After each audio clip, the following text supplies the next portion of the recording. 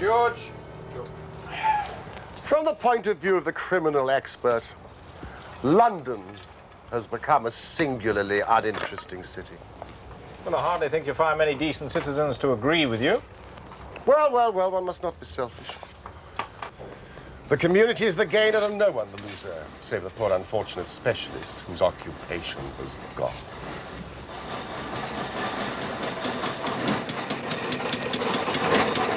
The last few months haven't been totally uneventful, surely. There's the case of the papers of ex-President Murillo. And the shocking affair of the Dutch steamship Friesland, which very nearly cost us both our lives. Both of them great success. I'm sorry, Mr. Holmes is not at home. If I fail to see him now, it will be too late. But I'm sorry, I cannot help But you. it is a matter of the utmost urgency. I have already told you, young man, Mr. Holmes! Well, I must see you. I told the young man you weren't here, but he wouldn't listen. Well, I'm sorry, but I'm nearly out of my mind. I am the unhappy John Hector MacFarlane.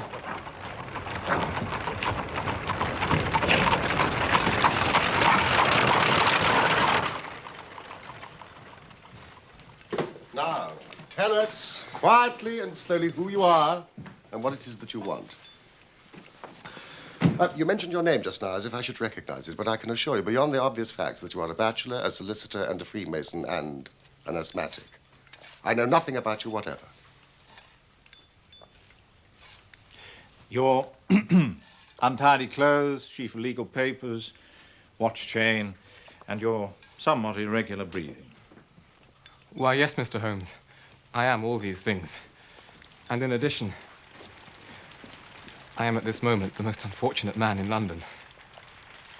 Have you not read your newspaper? Not yet. Then, if you would allow me.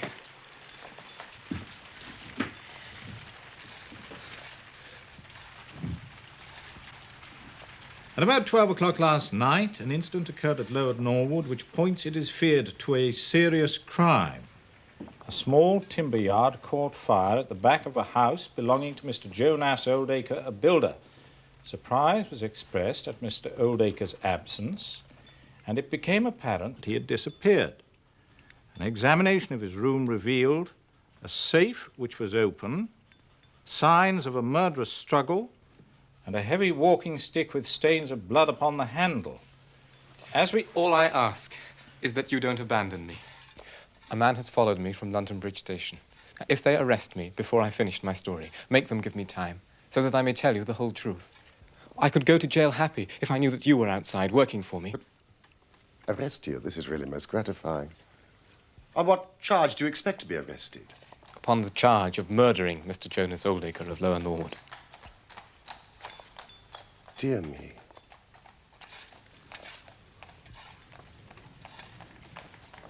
As we go to press, sensational developments have been reported.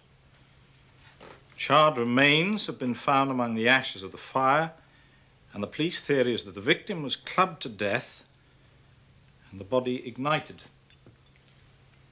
It is known that Mr. Oldacre received a visitor last night, and the stick has been identified as belonging to that person, a young London solicitor by the name of John Hector MacFarlane.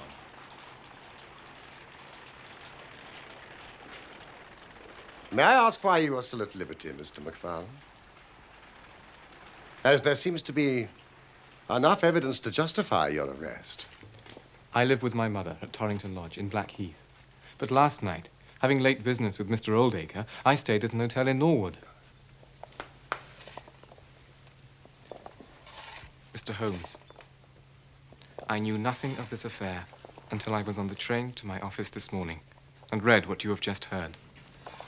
I saw at once the terrible danger of my position and hurried to put the case in your hands.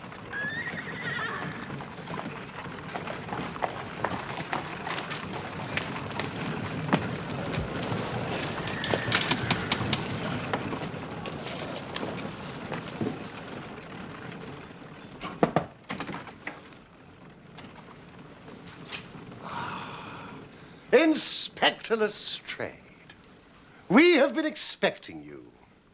Mr. Holmes, Dr. Watson, Mr. John Hector MacFarlane. Yes.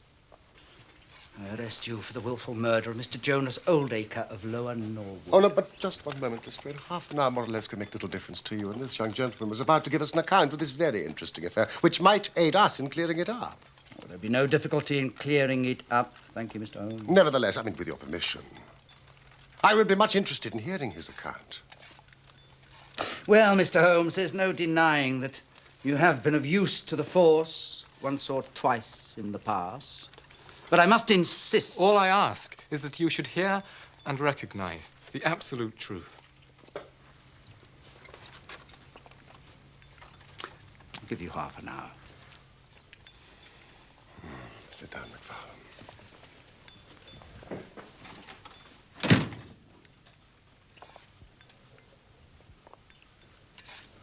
Thank you, Lestrade. We must warn you that what you say now will appear in evidence against you. Pray continue. Well, I must first explain that I knew nothing of Mr. Jonas Oldacre, although his name was familiar to me. Many years ago, my parents were acquainted with him, but well, they drifted apart. And so it came as a complete surprise when, yesterday afternoon, at about 3 o'clock, he walked into my office in the city. Mr. Oldacre, good afternoon. I'm Mr. MacFarlane. Would you care to come through? Please, won't you sit down?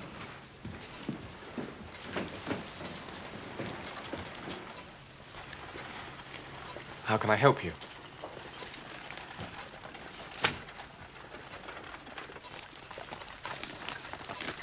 This is a draft of my will. I want you, Mr. MacFarlane, to cast it into proper legal shape. I shall sit here while you do so.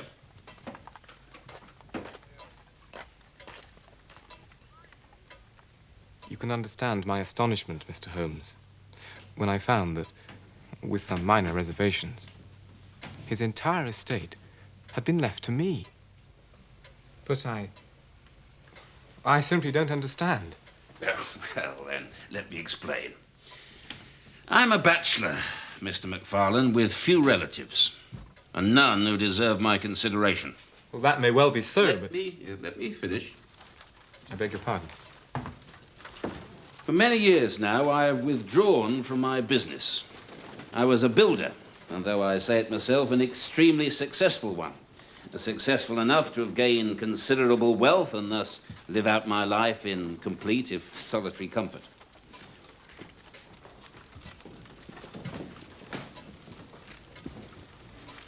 Many years ago, I knew your mother. Knew her and hoped to marry her. Then she met and married your father. I had no idea. Oh, then why should you? 3 months ago, I read of your father's death in the Daily Telegraph, and my mind was turned to your mother and to the son who might very well have been my own. This is my way of securing your future. I know that whatever I leave will be in worthy hands. What can I say? But thank you. There are a few documents I think you should see: building leases, title deeds, mortgages, and so on. Well, now my mind's made up, I shan't rest easy until the whole thing's settled. Yes, of course. I beg you to come to my house tonight. What should we say, 9 o'clock? Why, yes. You'll, of course, bring the finalised will, and then we can settle the matter once and for all. Yes, of course. Thank you, my boy. Oh, one last thing. Not a word of this to your dear mother until everything is settled. I want it to be a little surprise for her. Little, You promise? You have my word.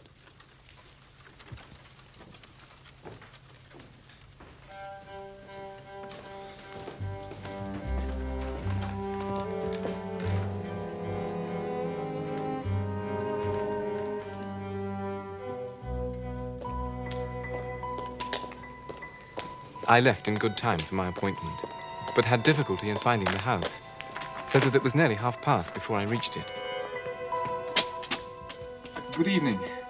I have an appointment with Mr. Oldacre. Mr. MacFarlane? Yes, that's right.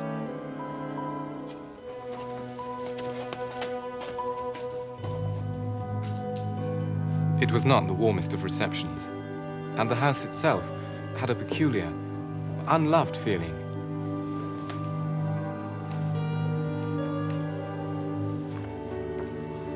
Sorry to keep you waiting, my boy. Not at all, sir. I'm a little late, I'm afraid. You brought the papers? Yes, indeed. Excellent. The bedroom was on the ground floor, where there was a large safe.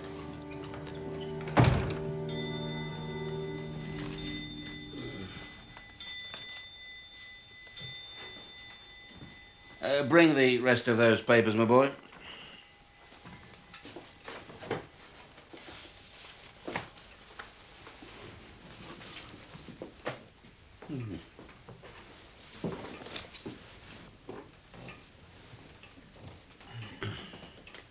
Now, to business.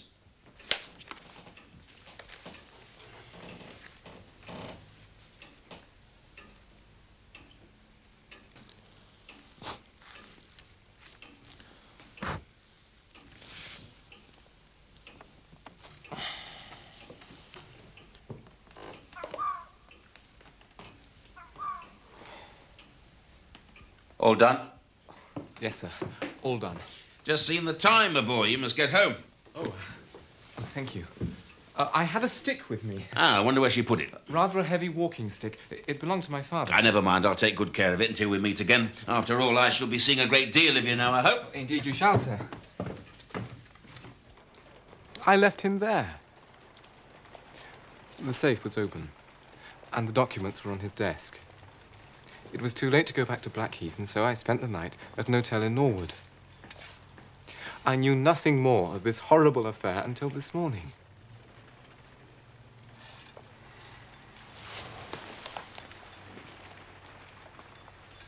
Do you have the original draft of the will that Oldacre brought you?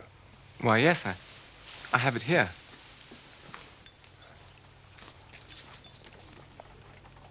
May I retain this for 24 hours, Inspector? If it would amuse you. Well, anything more you'd like to ask, Mr. Holmes? Not until I've been to Blackheath. You mean Norwood? No doubt that is what I must have meant. Now, Mr. McFarlane, my constable's at the door. There's a four-wheeler waiting.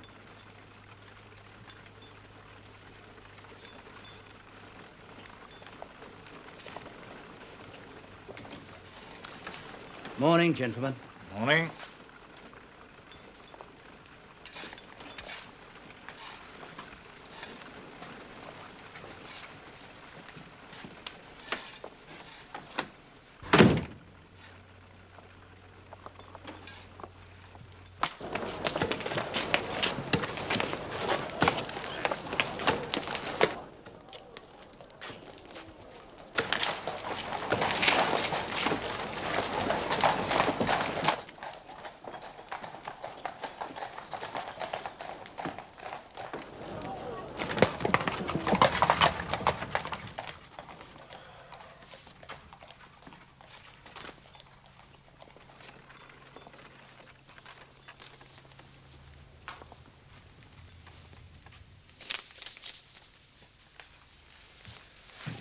There are certain points about this document, are there not, Watson?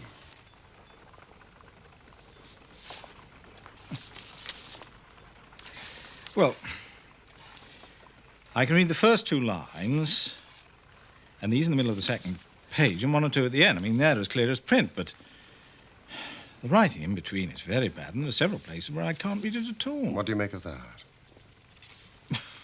What do you make of it? That it was written on a train.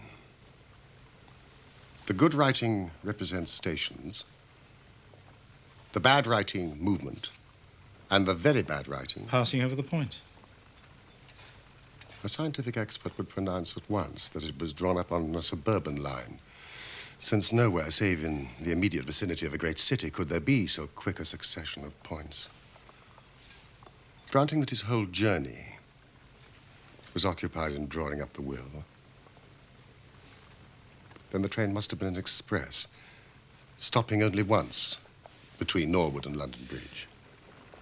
Yes, but it's curious, is it not, that a man should draw up so important a document in so haphazard a fashion? Yes, it suggests that he thought it was going to be of no practical importance. Well, he drew up his death warrant at the same time.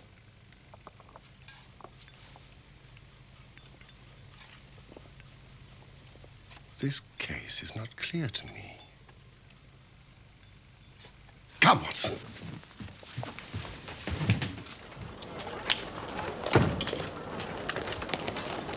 Where are we going, Norwood? No! Blackheath! Come!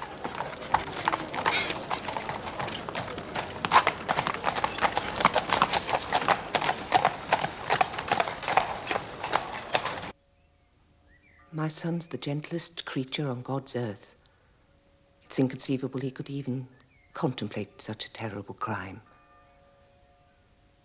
He didn't even know the man, Mr. Holmes. But you did, Mrs. McFarlane.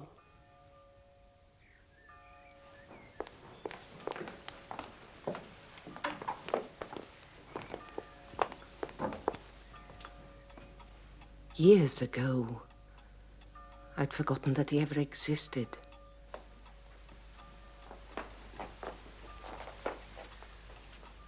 Tried to forget. It's impossible to quite forget a man like Jonas Oldacre. Yes, I knew him well. At one time we were engaged to be married.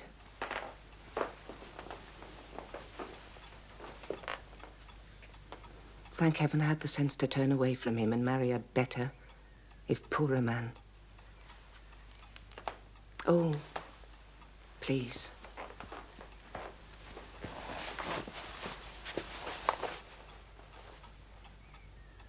Your husband died recently?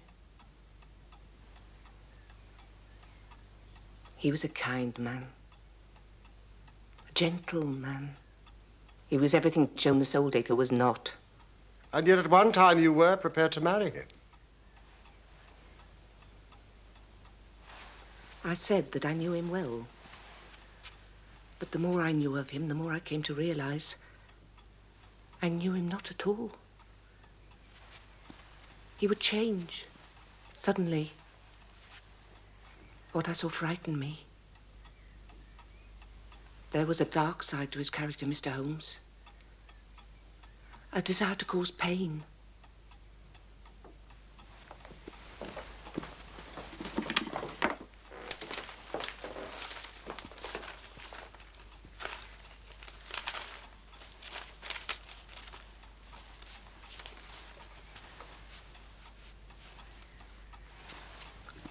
My own photograph. It was my first present to him. Good heavens. That was how it was returned to me on my wedding day. Together with a vile note urging a curse upon my house and saying he'd never forgive me. And yet he does seem to have forgiven you. After all, to leave his entire estate to your son. Neither my son nor I want anything from that wicked man, dead or alive. Mrs. McFarlane, the fact remains that the will was made.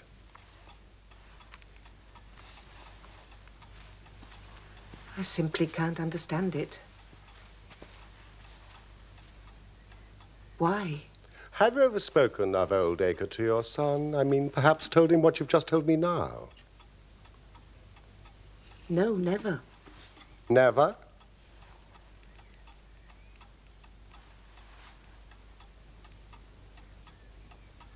He found the photograph.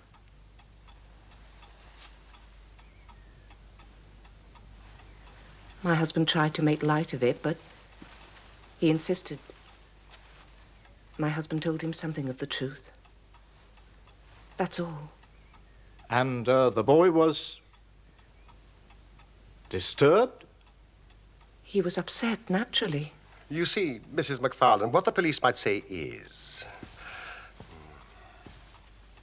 that if he had heard of Oldacre's behavior toward you, it would predispose him toward hatred and violence. And so their case against him would be considerably strengthened. No. There is a God in heaven, Mr. Holmes. And that same God who's punished that wicked man will show in his own good time. My son's hands are guiltless of his blood.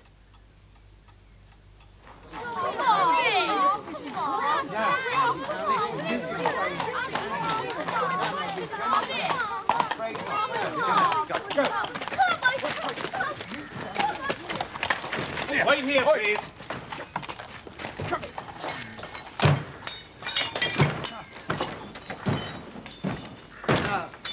Mr. Holmes, Dr. Watson, we're just clearing up. The will as promised.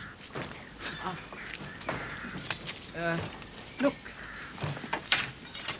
Buttons. Trouser buttons. No doubt you brought your glass with you.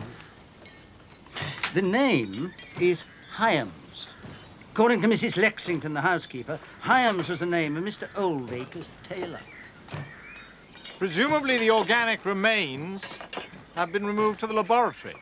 They have, Doctor, though they'll be of little use, I suspect.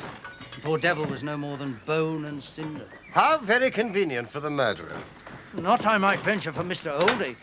Nevertheless, Inspector, bone and cinder. Thank heavens he was wearing his trousers.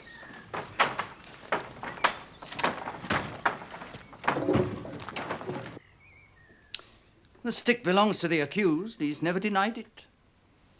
He says that he could not find it when he came to leave the house. Says, Mr. Holmes, says. My experts made out footmarks of both men on the carpet.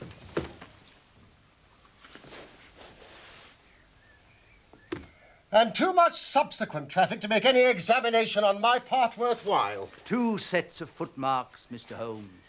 None of any third person. Another trick for your side. I suppose all these papers are from the safe. Correct. And nothing, absolutely nothing has been removed? Nothing whatsoever. We have opened one or two, as you can see, to check the contents. May I check them? By all means. I myself have business at the yard. Oh, and I would like to see the housekeeper. What is her name? Mrs. Lexington? She'll add nothing more to what you already know. Nevertheless. I'll send her in.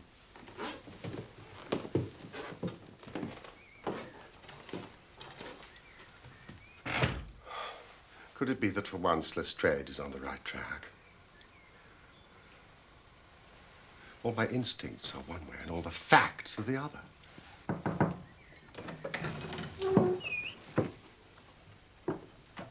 You wish to see me, sir? Yes, Mrs. Lexington. This is my friend and colleague, Dr. Watson. Do sit down. I'll stand, if I may. This room has no comfort for me.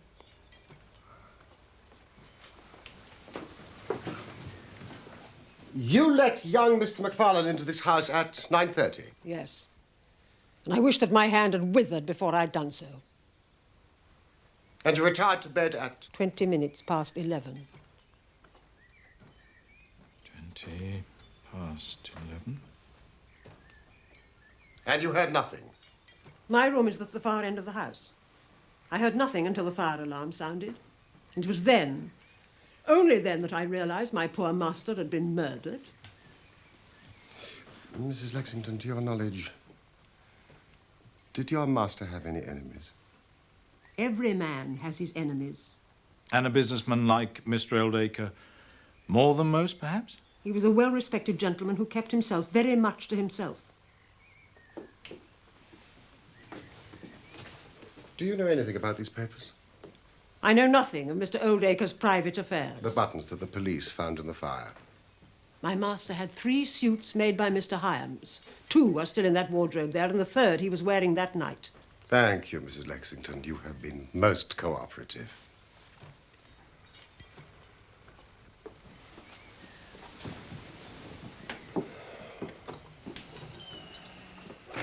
What do you make of her?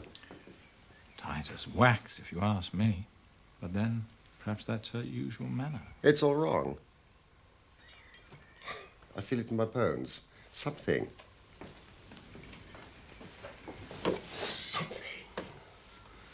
has not come out. And that woman knows it. Holmes, would you like me to have a look at these papers? Well, a man's bank account can tell us as much as his diary. Correct. Thank you, Watson.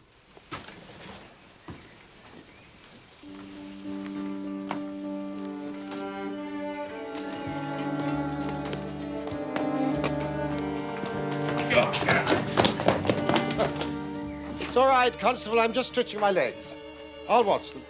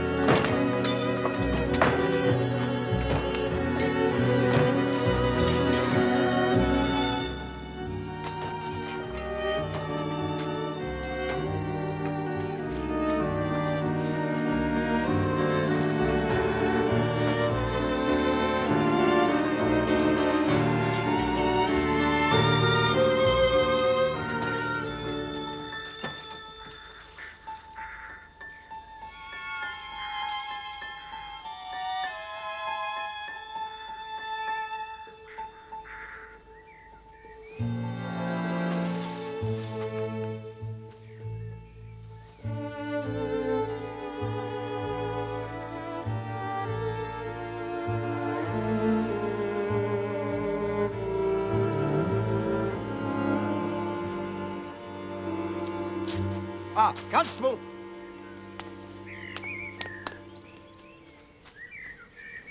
Are you a local man? Born and bred, sir. Not half a mile from here. Excellent.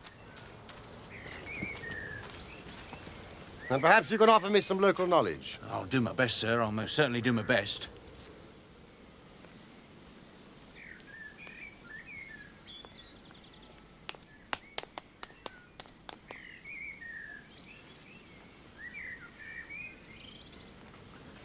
Holmes? I'll do that straight away. Hmm? Lestrade did say that no documents had been removed. Yes. That's what I thought. You found something? No, it's what I haven't found that interests me. There are certain cross-references to various deeds, valuable deeds, none of which I can find. But one thing is clear. Oldacre was hardly in the affluent circumstances we have been led to believe. His bank account was practically empty, largely because he had made several large payments in the past year to a certain Mr. Cornelius. Young MacFarlane would have inherited nothing.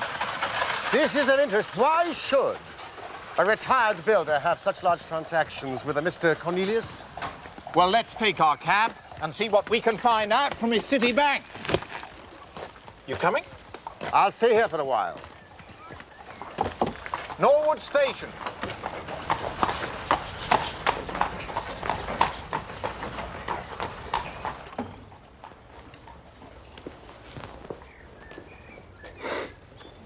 So you're not going back to London with your friend, then? No. Not yet, anyway. I do hope my presence doesn't inconvenience you. Oh, by the way, I should warn you, I found an undesirable lurking about by the gates. I saw him off... Undesirable? A tramp, Mrs. Lexington, a gentleman of the road. They'll get nothing here. Ah. You don't believe in supporting our less fortunate brethren? I work, so can they. Quite so.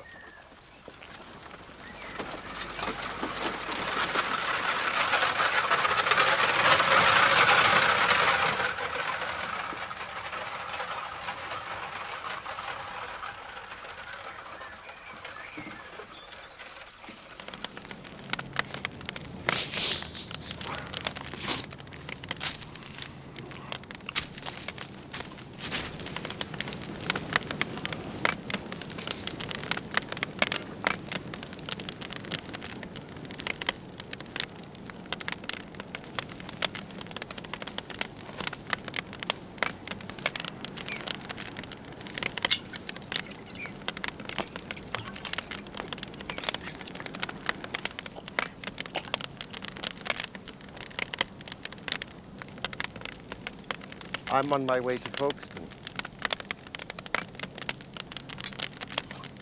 I've done enough walking, I have. I'll find a place and I'll stay put. I used to meet a friend of mine here. Oh, you might know him. He's a seafaring man. Aye. I know him. Shared my billet for the last 4 nights, he does. And off he goes, without even a word. You take my tip. Steer clear of him. He's a liar. It didn't strike me as such. He goes up to that big house, he does. Comes back here and tells some yarn about them putting out with open hands and telling him to come back tomorrow and they'll give him some grub and some cast-offs for him. Well, how's that lying? Because, my friend, I'd already paid my call and nearly got the law on my back for my insolence. Insolence.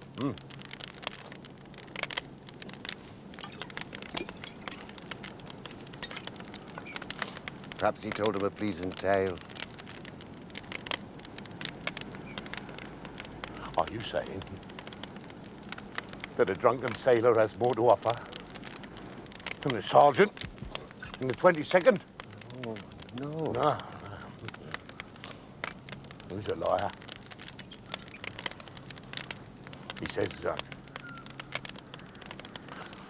whatever I get, he says, I'll share with you, shipmate, he says. Off he goes. Not a sight of him since.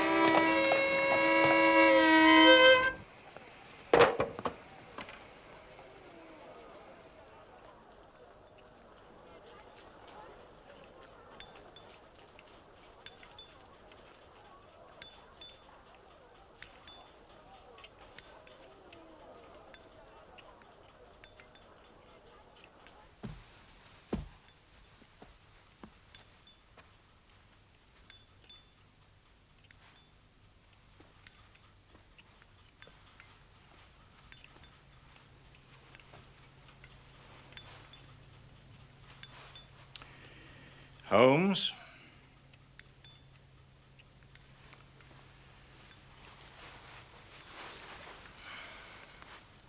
You must permit yourself some food. You must eat. At present, I cannot afford energy and nerve force for digestion. Well, you must if you intend to pursue this case. I fear, my dear fellow, that our case will end ingloriously by Lestrade hanging our client. Which will certainly be a triumph for Scotland Yard. There's a telegram.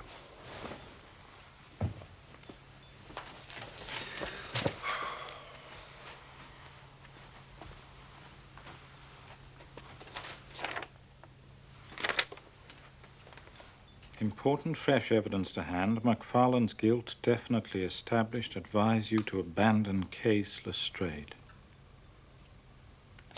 It is Lestrade's little cockadoodle of victory.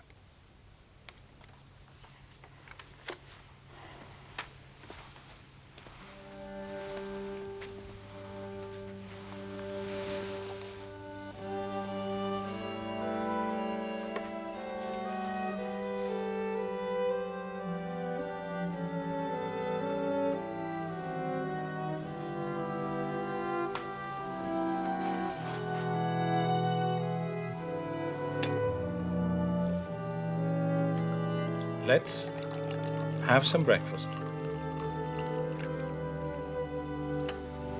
And then go out together and see what we can do. I feel as if I shall need your company and moral support today.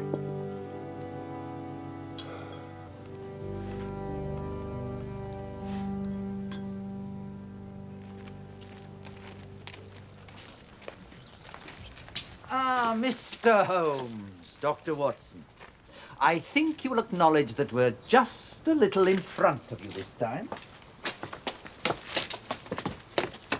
Step this way, if you please, gentlemen, and I'm sure I can convince you that it was John MacFarlane who committed this crime. I don't like being wrong any more than the rest of us do.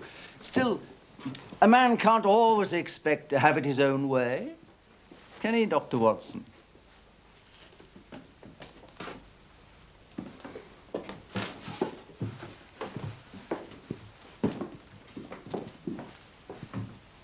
This is where the housekeeper left MacFarlane's hat and stick, and this is also where he would have come to collect his hat after the crime was committed. Now look at this. A thumb mark. So I observe. A thumb mark in blood. You are aware that no two thumb marks are alike. I have heard something of the kind.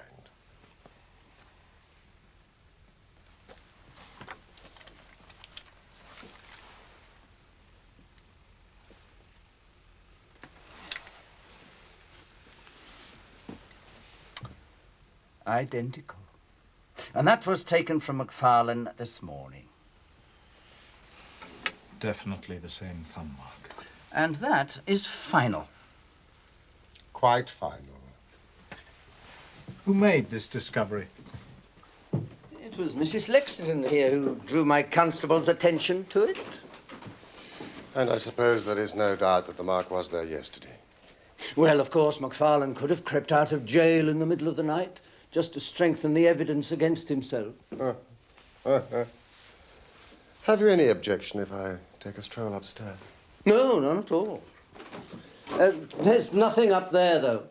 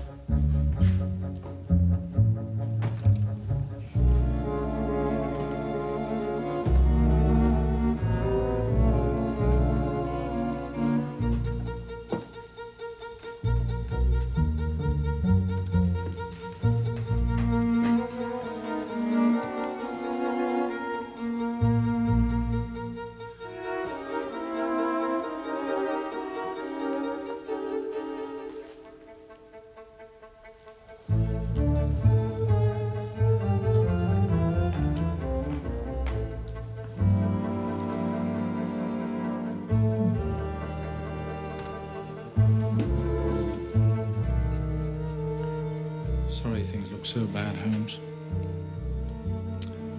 But there is a serious flaw in this new evidence.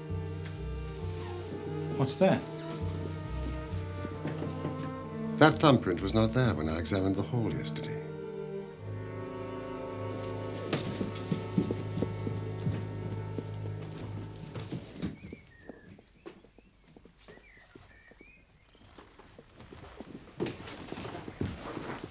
Inspector Lestrade, I cannot help thinking your evidence is incomplete.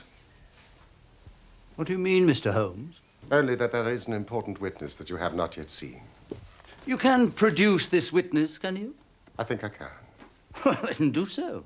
I'll do my best. How many constables have you? 3 within call. Excellent. I assume that they are able-bodied, large men with powerful voices. No doubt that they are, yeah. In the outhouse, there is a quantity of straw. I would like 2 bundles brought in. Straw? And 2 buckets of water. Water? Ask them to bring it to the top landing, will you?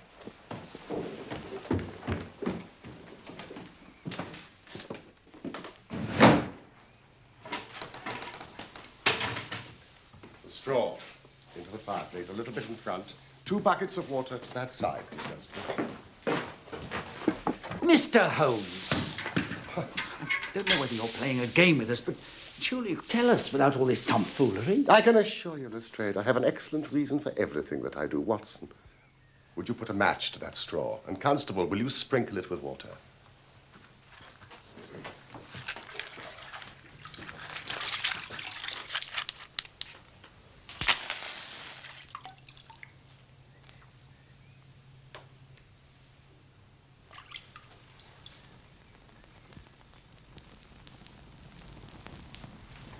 Now, we must see if we can find this witness for you, Lestrade. Gentlemen.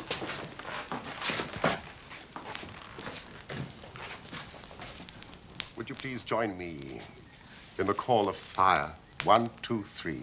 Fire! Fire! We can do better than that. Full voice and together. Fire!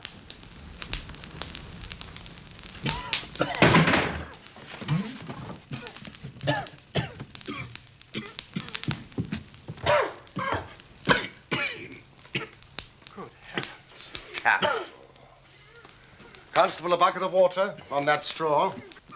Lestrade, allow me to present you with your missing principal witness, Mr. Jonas Oldacre. What's this, then? What have you been doing all this time? I've done no harm. No harm? You've only done your best to get an innocent man hanged. Yes, now, if it wasn't for this gentleman standing here, I'm not sure you wouldn't have succeeded. Take him. Let us see where this rat has been lurking.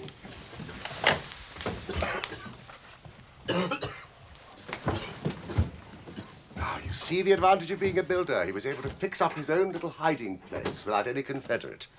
Save for that precious housekeeper of his, whom I should lose no time in adding to your bag, Inspector. And these are the missing papers, no doubt. No doubt whatsoever. Constable, find the housekeeper.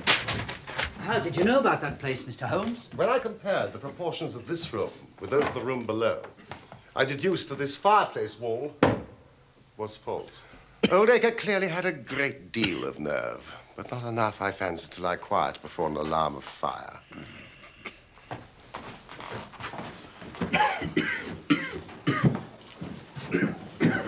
How in the world did you know that he was in the house at all? The thumb mark, Lestrade. When I examined the hall yesterday, it was clear. Therefore, it must have been put there during the night. But how?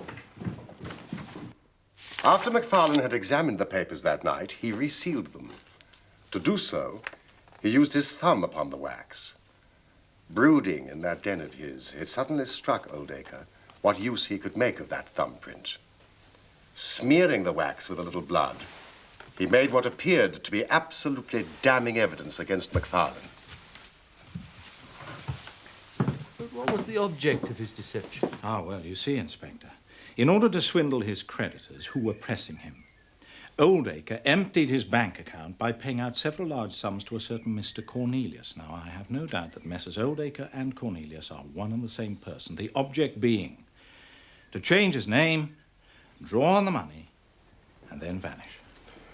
We see before us a very deep, malicious and vindictive man. Did you know that he was once refused by MacFarlane's mother? All his life he has longed for vengeance. If he could give the impression that he was murdered by the only child of his former sweetheart, what more bitter revenge? I would never have allowed any real harm to befall poor Mr. MacFarlane, I assure you. That's for the jury to decide. You're charging me? For a joke? It's nothing more than a practical joke. It was nothing less than murder. The body in the fire. But whose body was it? An old sailor, Lestrade, who had fallen upon hard times. When I examined the ashes of that fire, I discovered that your experts had missed this. It is a tooth of the great white shark. And you see that it has been lightly carved. It is typical of the work carried out by seamen. Well, this isn't evidence enough to show who died in the fire.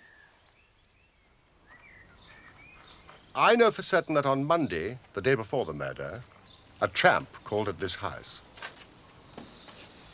Yet when I questioned the housekeeper, she assured me that no such tramp would ever be welcome. Not only was his reception welcoming, but the man received some of Oldacre's clothing.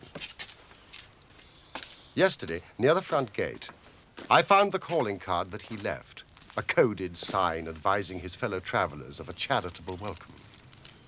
And last night, with the help of your local constable, I talked to one of these fellow travelers, who said that the unfortunate seaman had been asked to call back the following day with the assurance of further hospitality.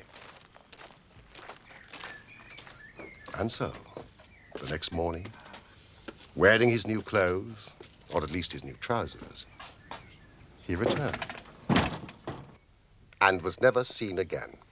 You've saved an innocent man's life, Mr. Holmes. You've also saved me some embarrassment. Ah, my good chap. You will find that your reputation has been enormously enhanced. Just make a few alterations to that report which you are writing, and they will understand how hard it is to throw dust in the eyes of Inspector Lestrade. You don't want your name to appear? Not at all. His work is its own reward. See you hanged for this. That privilege must surely be mine.